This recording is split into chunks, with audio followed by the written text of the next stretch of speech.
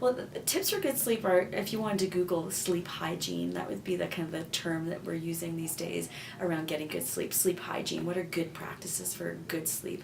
So they say having a rhythm to your sleep, that I go to bed around the same time, get up around the same time, having good sleep habits around a routine, being really mindful of your caffeine intake through the day. That there's lots of literature now about caffeine drinks and how they screw up our rhythms and make it harder to go to sleep at night. Being conscious of exercise, that exercise is really good to be physically tired at night, but sometimes doing a lot of exercise late in the evening means that we're pumped full of adrenaline and it's harder to settle down. Good sleep practices would involve a dark room. We do better in a cooler space at night rather than a warm space. So allowing your heat to drop over the evening allows you to have a deeper sleep.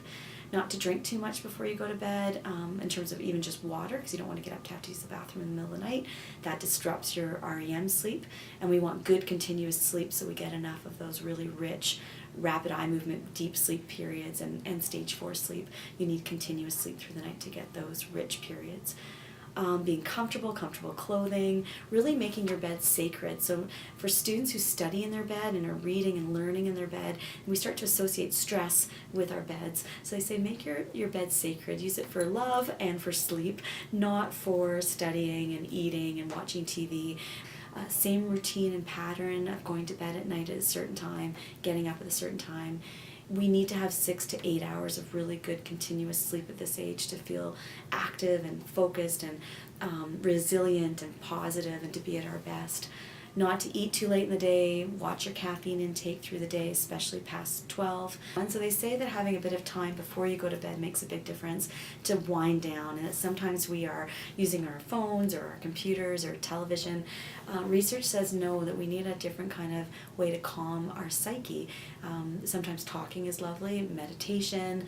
As a student, it's really hard to have time or energy or interest to read a book just for the sake of reading. But reading a book, a physical paper book, for pleasure has been shown to be really good for sleep because it allows time to transition away from the busyness of learning.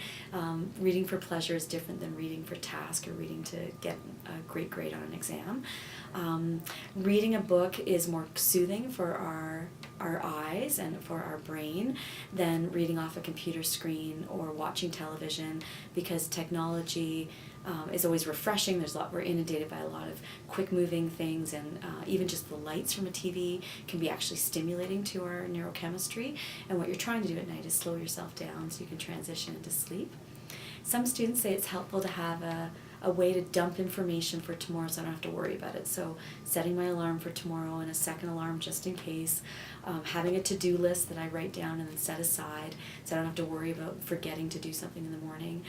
Making the morning smooth, having my stuff ready, my bag packed, my lunch ready, my clothes figured out. That can make the morning calmer, which allows us sometimes to get better sleep because we can relax and not worry about being ready in the morning or being late or getting organized.